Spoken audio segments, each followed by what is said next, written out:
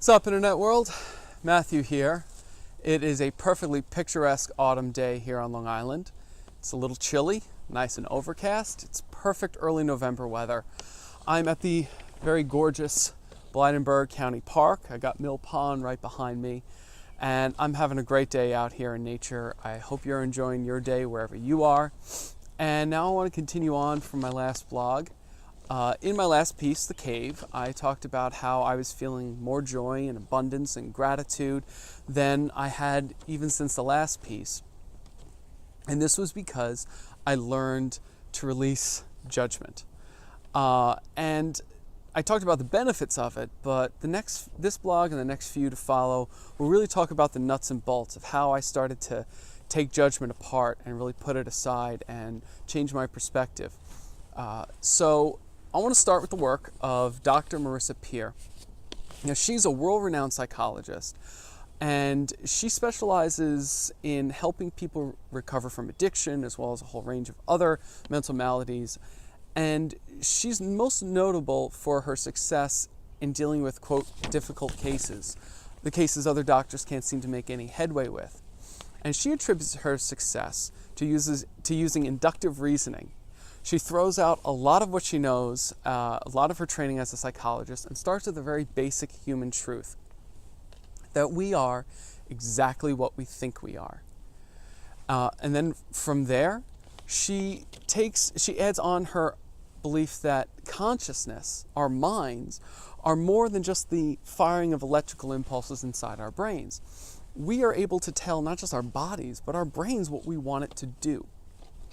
And she uses a great example that people who are overweight will often see physical training as a chore, whereas someone like a fit, tough Marine sees physical training as a reward. And really, she says the only difference between these two people is the story that they tell themselves. And using that kind of thinking, she noted that what connects all addicts, and indeed all unhappy people, is this constant fear-based program that runs in our heads called I am not enough. And I am not enough starts to affect us in our early childhood. And even if you grew up in a nurturing environment with supportive family members, there's a whole advertising industry that holds up these lofty standards for both sexes, really. And it doesn't take long for us to start to question our own worth and our own value. And this program creeps on us like a virus. And it can be very, very degrading. And at some point, it tends to even butt up against our own survival instincts. And it could create a lot of noise and a lot of chaos inside.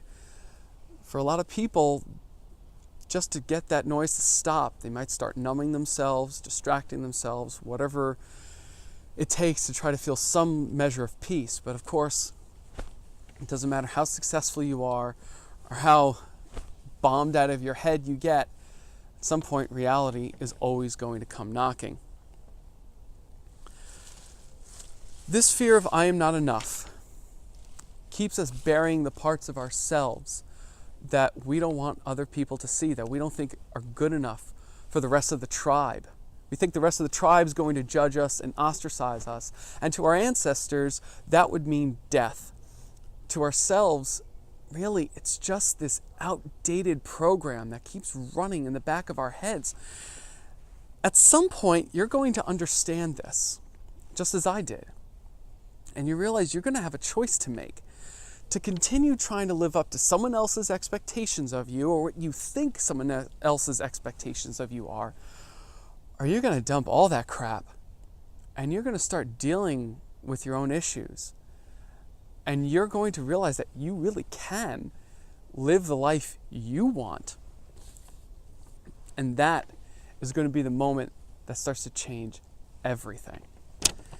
So when it came to my own sense of worthlessness, the part of my life where I started confronting all those monsters that Nietzsche warned us about, I numbed myself for a long time with alcohol. I tried to justify my existence with a lot of zealous religious striving for, greatness, grace, whatever. Eventually I traded that in for striving for secular success. There we go. But at some point, I decided that I am enough, that I'm a whole and complete and beautiful human being all on my own, that I don't need to justify breathing.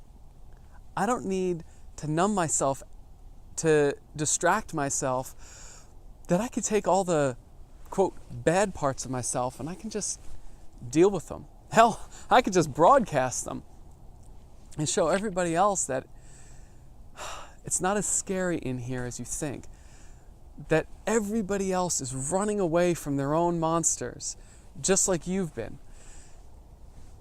What the hell is the point? It's exhausting.